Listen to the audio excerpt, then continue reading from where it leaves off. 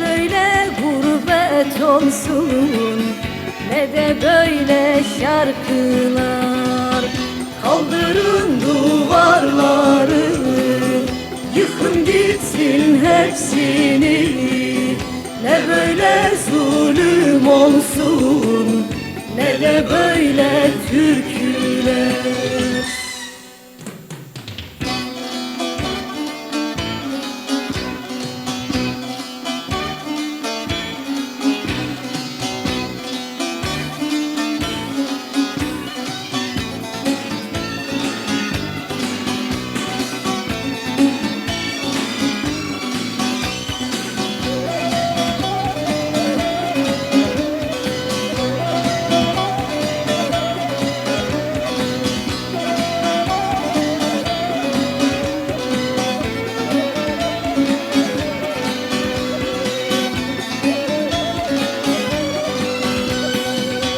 Duvarları devirin de kül edin betonları.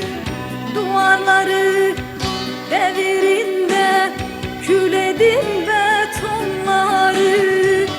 Ne böyle sınır olsun, ne böyle düşmanlıklar.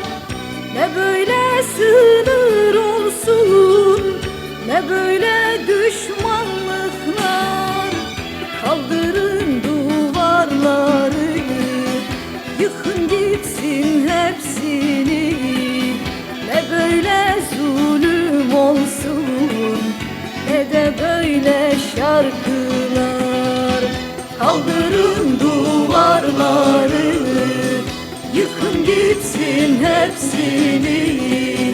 Ne böyle zulüm olsun, ne de böyle türküler. Kaldırın duvarları,